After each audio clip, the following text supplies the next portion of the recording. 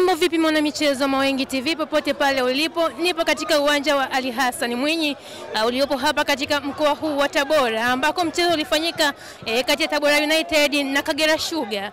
Na dakika mbili za mwanzo za mchezo Tabora United walifanikiwa kufunga goli moja, lakini baada ya hapo mwishowe waliweza kutoka kwa mkwaju wa penalty. Nitakwenda kuzungumza na baadhi ya watu wa timu hii ya Tabora United kuweza kujua kwamba ni kitu gani ambacho kimewapelekea wao kushindwa katika mchezo huu. Langu jina ni Diana Masai, ungana nami kuanzia mwanzo mpaka mwisho wa ripoti hii hapa katika uwanja huu wa Ali Hassan Mwinyi mkoani Tabora. Nini kimesababisha? Nasema kwa kwanza tunamshukuru Mwenyezi Mungu, mchezo umesha salama. Nasema ni mpira tu. Matokeo kuna kushinda, kufunga, kuna kudraw. Kwa hiyo ni matokeo ya mpira na penalty hazina mwenyewe, nasema hivyo. Kwa hiyo tunapokea matokeo ya kufungwa, tutarudi kambini kujiandaa na mechi ya Yanga Jumatano. Walianza kupata goli lakini mwisho wa siku wakifungwa na kusawazisha na mchezo kumalizika kwa moja. Changamoto ni hali ya uwanja. Uwanja usio rafiki. Uwanja mtu kila kitu mtu ateleza. Kwa ile mpira tulopanga na uwanja vilikuwa tofauti. Kwa mchezo kwa sio mzuri kwetu. Fesa, mwalimu mmecheza defensively zaidi. Kuna muda kama mliamua kucheza chini sana. Shida ilikuwa nini? Tulicheza chini kwa ajili Kagera. Wengi sana tumia sana pembeni.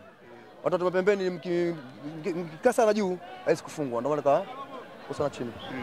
Na kwa namna gani mabadiliko ya Seka kumtoa Joseph Odongo na kumuingiza Seseme yaliongezea timu kasi kwenye performance level? Seseme aliingia ende katikati. Kagera katikati watuzidi. Kwa hiyo ndio tupate mtu kama Seseme ambaye anajua kutua na mpira ili timu iweze kucheza. Kwa hiyo wengi wa Seseme timu imesaidia, hata muone timu gani inavyopush. Kwa hali ya uwanja ndio ambayo imedhorotesha. Kama si ile ya uwanja, yani uwanja ulikuwa sio rafiki kwa siku ya leo. Mwishoni tumeshuhudia Mandanda na ingia. Labda ripoti ya kocha wa golikipa ndio inaonyesha Mandanda ni bora zaidi ya yule alianza. Wakati tunatoa mazoezi tunaangalia nani mzuri kwenye penalty.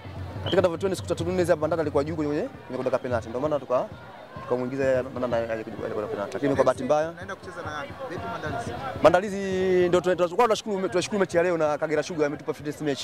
Sababu tulikaa muda mrefu tunacheza mechi na JKT.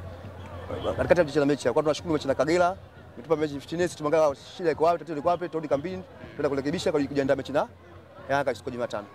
Asante.